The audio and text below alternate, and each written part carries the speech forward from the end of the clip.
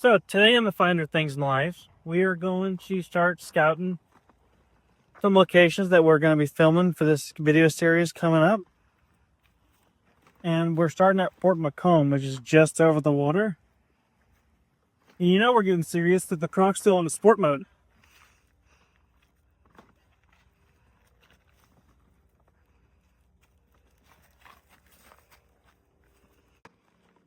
Oh look, flip right there. You can see it.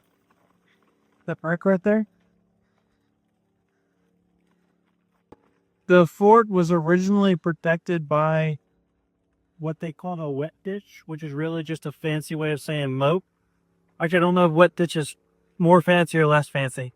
But there originally was a wet ditch around the fort, think by a drawbridge flying. Because all of these forts were designed to be able to primarily protect against a water attack, but also to be able to stand against a land-based attack if it came down to it. And you might be able to get over there. They've got a very kind of unique architectural designs to them. These were all centrally planned as part of America's third system of fortifications.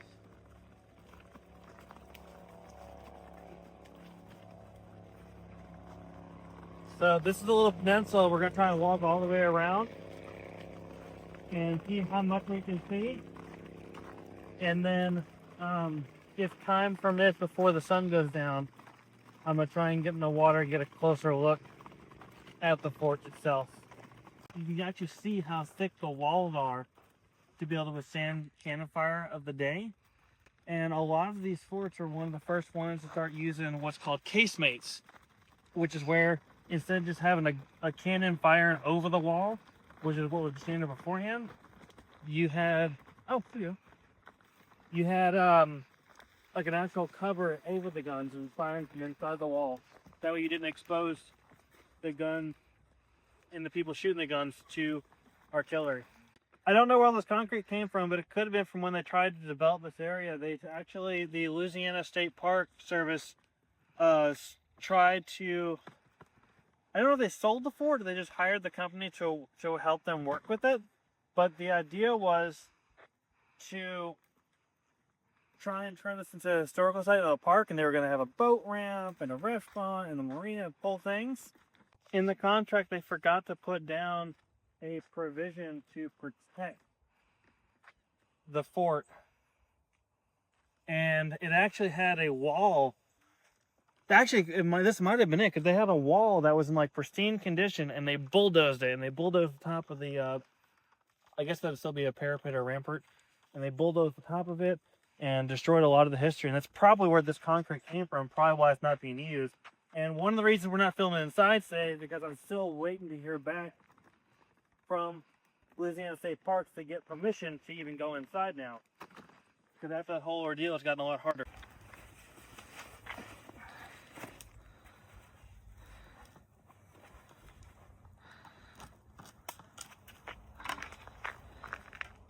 Done much sketchier things for money.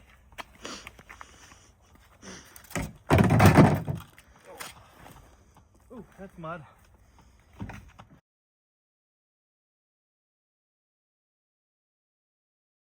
And actually getting down here, you actually can see part of the brick wall that would have been used, that most likely was used to be part of the fort.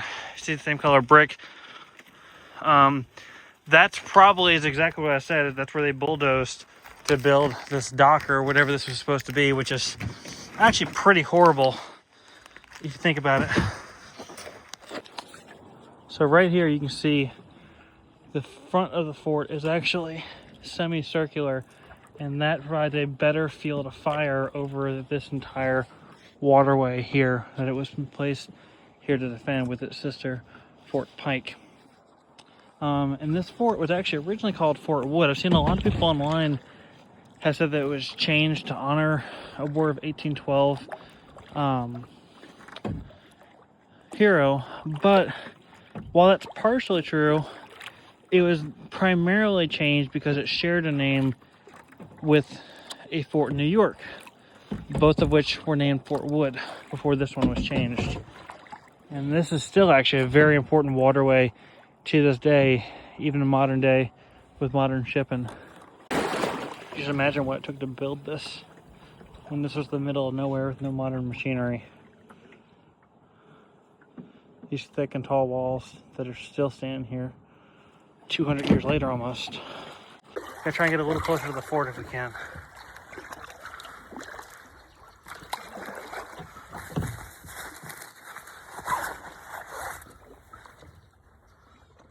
Not gonna get too close though. Here we are. You can see right there the inside of the fort, which hopefully in a future video we'll actually be able to gain access to the inside, but I am just a couple feet off of it. Here the sun goes down, and you can see it's overgrown with trees on top now and all too. So stick around and we will be going inside here at a later date. But it is very impressive. Even water, if you look at the Grand Canyon, water can tear away at rock, and these 200-year-old bricks are still standing here. A little bit of wear on the bottom, but you can see it's still here. But that's the main reason we're out here doing these videos, is because this is not going to last forever. It's a very thick wall, but it's also very heavy, and as that water wears away these foundations, she won't be around here forever. So we're going to try and get as much as we can documented, and hopefully one day get to go see the inside of it as well. There we go. I'm going to try and get closer to this wall over here, see if we can see a good representation of what these would have looked like. It's horrible what happened to the history here, but we can see a cross section of what this looks like. Right here you can see just how thick just even this outer wall was, and I would be willing to bet good money the ones inside are actually a little bit thicker. What's horrible is actually some of the bricks that they demolished were apparently used to build a gas station or something like that, if I remember what I read correctly. Just such a waste of history to do something like that.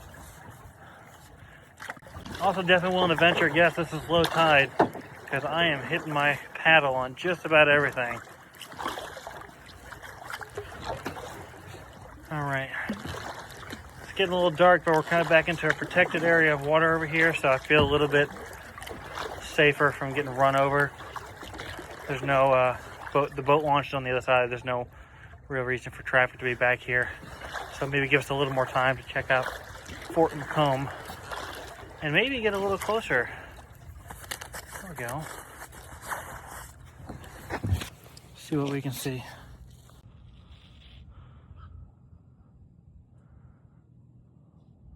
All these gun positions.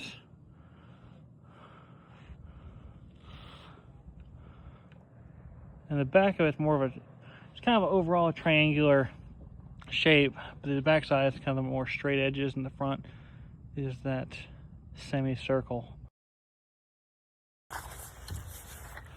Even though this fort never saw combat, it's still a very interesting history of it.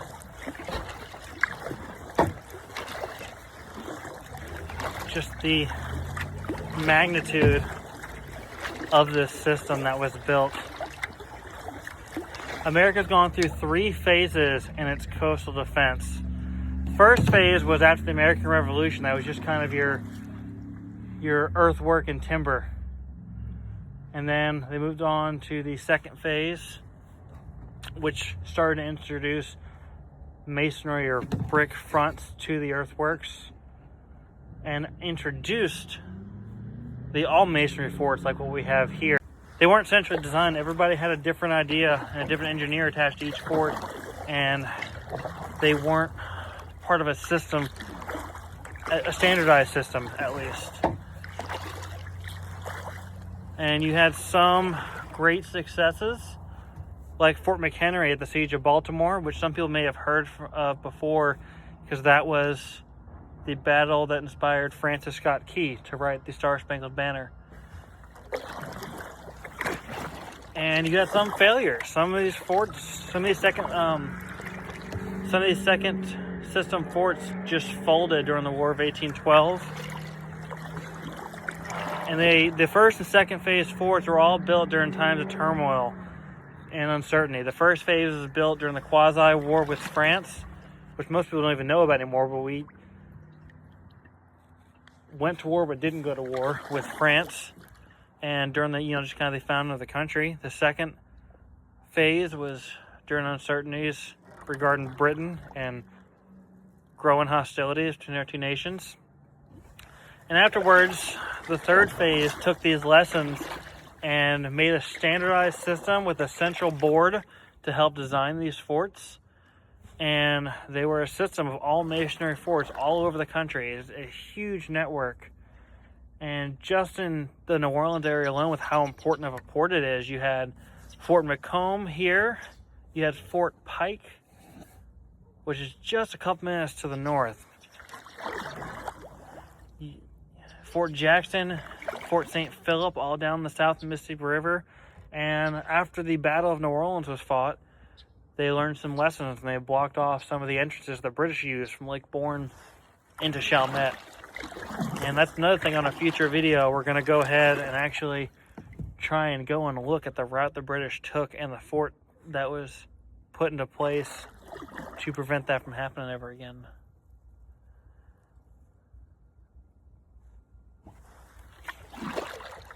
A lot of people also, I've seen online, call these Civil War forts, which they did exist during the time of the Civil War, but it was built a couple of years before that. And it never actually saw any combat during the Civil War. The only forts that saw combat in this area at all were Fort Jackson and Fort St. Philip, those two sister forts in the Mississippi River guarding the approach, about 60 miles to the south of New Orleans. And they fell. And New Orleans fell after them. So Fort Macomb and Fort Pike never got tested, but you can see with how thick these walls, just the amount of casemates for the guns and the amount of men that would have been stationed here, it would have been a formidable fight, formidable fort to go up against. No pun intended. All right. And now we're going to try and get back out the sketchy, dirty water and back up the travesty of a dock that was built on top of this historic wall. So everybody feel free to laugh at me in the comments if I fall out this boat. Oh, he just sank.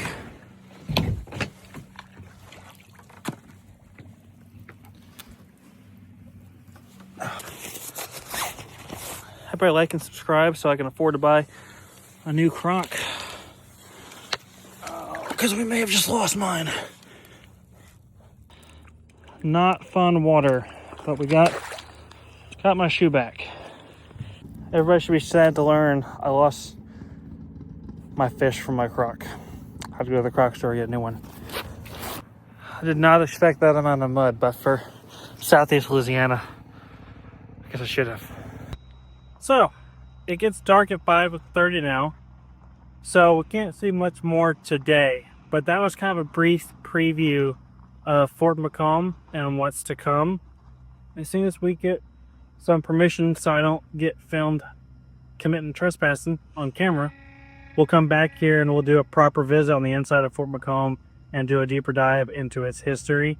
And stay tuned, because this weekend we're going to be going down to Fort Jackson, which is the largest of these forts in this area, and we'll be going to go ahead and go inside for exclusive access to film that. So I will see you guys then. Today on the Finer Things in Life Part 2, we do a rescue mission. Going back for a fish.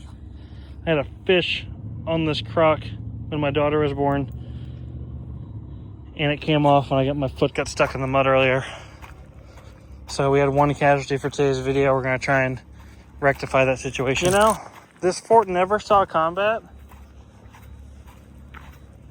but there's all these stories of the different forts being haunted and stuff. And I know, for one, I don't know how much stock I put into any of those things.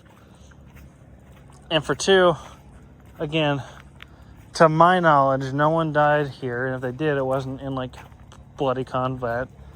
But it's still kind of creepy being out here in the woods next to a 200-year-old fort with the sound of a drawbridge creaking in the distance and making all these eerie scraping metal sounds.